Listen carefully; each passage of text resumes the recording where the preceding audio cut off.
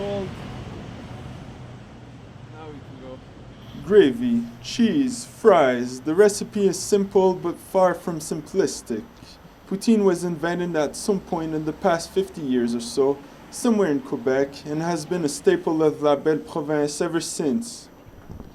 But more important than understanding the past of this great meal is figuring out its future. This is one man's journey toward discovering that future. This is one man's attempt at finding that one poutine that is just right in English Canada, where the concept exists but the execution is too often lacking. This is the Putin of Poutines.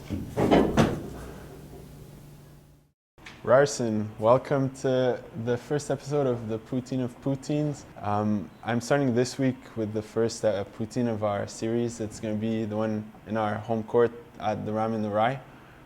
And yeah, let's have a look. It's here, ready to be eaten by myself. There it is. So, on first glance, I mean, looks okay. That's one of the things I look for in a good poutine, like it has to look right. Second thing I look for is quantity. It's never that cheap to begin with, the poutine is. So I figure, you know, if you're gonna pay $6 for one, might as well have a lot of it.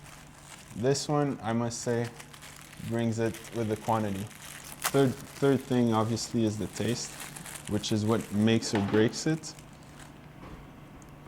I like to, you know, I don't like to go for the cheese curds right away because that kind of gives it all out at once. So I tease myself a little bit, take one bite with a little bit of cheese curds.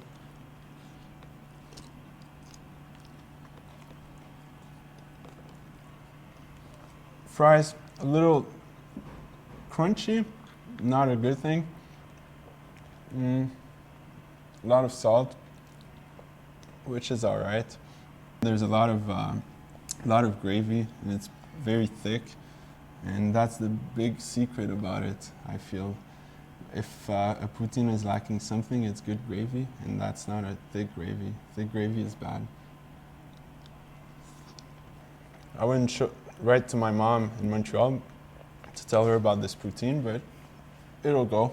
I give it 3 cheese curds out of, 3 cheese curds out of 5, 5.5.